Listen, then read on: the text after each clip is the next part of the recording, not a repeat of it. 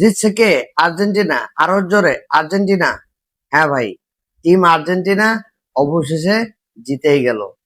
তার ছোট্ট একটা ভিডিও ফুটেজ দেখি আর্জেন্টিনার ফ্যানরা কি পরিমাণে আনন্দ করতেছে। চলেন একটু দেখি।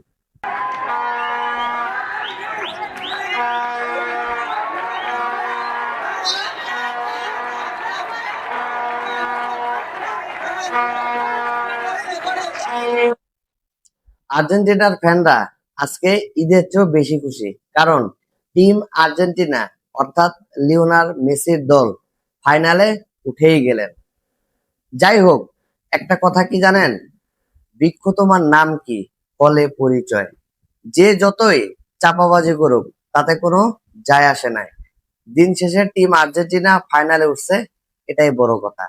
48 দলের খেলা ছিল এবারের ওয়ার্ল্ড কাপ 2026-এ। সেই 48 দলের মধ্যে খেলে পারফরমেন্স করে ম্যাচ জয়লাভ করে একটার পর একটা ধাপ পার হয়েই টিম আর্জেন্টিনা ফাইনালে উঠেছে। অতএব টিম আর্জেন্টিনাকে জানাই অভিনন্দন, চমৎকার জয়লাভ করছে। আমি আমার আগের কন্টেন্টে বলছিলাম যে ইংল্যান্ডের থেকে টিম আর্জেন্টিনা ফেভারিট। আপনারা যারা আমার আগের কন্টেন্ট দেখেন নাই চাইলে দেখতে পারেন। সেখানে আমি বলেছিলাম যে ইংল্যান্ডের থেকে টিম আর্জেন্টিনার ফরওয়ার্ড লাইন, স্ট্রাইকার শক্তিশালী। যে কোনো মুহূর্তে, যে কোনো সময়, যে কোনো সিচুয়েশনে মাথা ঠান্ডা রেখে গোল দেওয়ার সক্ষমতা আছে টিম আর্জেন্টিনার। আজকে তারা আবারও প্রমাণ করলেন কেন তারা সেরা দল। অতএব ইংল্যান্ডের সাথে খেলাটা ভালোই লড়াই হয়েছে। তবে এখানে টিম ইংল্যান্ড যে ভুলটা করেছে সেটা আমি খেয়াল করেছি, আপনারা দেখেছেন কিনা জানি না। আর্জেন্টিনা এই ক্ষেত্রে সাকসেস। যখন ইংল্যান্ড একটি গোল দিল, তারা আর কোনো অ্যাটাকিং ফুটবল খেলে নাই। তারা তখন বাকি সময়টা চেয়েছিল ডিফেন্সিভ ভাবে খেলতে। আপনারা নিশ্চয়ই দেখে থাকবেন যে খেলার শুরুতে টিম ইংল্যান্ড ডিফেন্সে 4 জন প্লেয়ার খেলছে। যখন তারা গোল দিল, গোল দেওয়ার পরে কিন্তু দেখলাম তারা ডিবক্স 5 জন প্লেয়ার দিয়ে সবসময় ঘিরে রাখতো। টিম আর্জেন্টিনা দেখলো এরকম সিচুয়েশনে ডিবক্সের ভিতর ঢুকে গোল দেওয়াটা একটু কষ্টকর। তখন থেকে তারা যে ট্যাকটিক্স অবলম্বন করলো সেটা হচ্ছে ক্রস।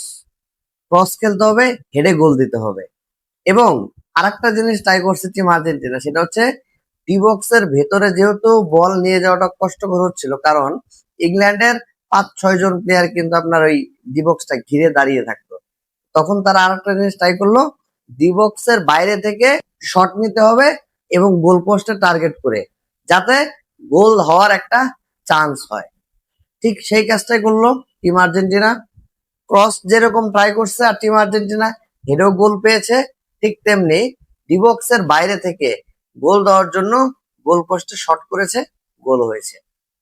এক্ষেত্রে আমি মনে করি যে ইংল্যান্ডের ডিফেন্ডারদের একদম পুরা বোকা বানিয়ে দুটো গোল দিয়েছে টিম আর্জেন্টিনা।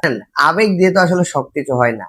আবেগ দিয়ে অনেক বড় বড় কথা বলা যায়, বা আবেগ নিয়ে অনেক বড় বড় ইনসাল্টেড পূর্ণ কথা বলা যায়, কিন্তু দিন শেষে আপনার ভালো ফুটবলার যারা, ভালো দল যারা, তারা তো ভালো খেলবে, এটাই স্বাভাবিক। এটা কেউ সহজভাবে মেনে নেয়, আর এটা কেউ তর্কের খাতিরে মানতে চায় না। আজকে যে আর্জেন্টিনা 2টা গোল দিল, ফিফার কোনো সভাপতি এসে কিন্তু 2টা গোল দিয়ে যাননি। অতএব আর্জেন্টিনার প্লেয়াররাই কিন্তু 2টা গোল দিছে। এটা হচ্ছে বাস্তব কথা। অভিনন্দন জানাই টিম আর্জেন্টিনা, অভিনন্দন জানাই মেসির দল। ও আরেকটা কথা বলতে ভুলে গেছিলাম, সেটা হচ্ছে 2টা গোলের অ্যাসিস্ট কিন্তু করেছে লিওনাল মেসি।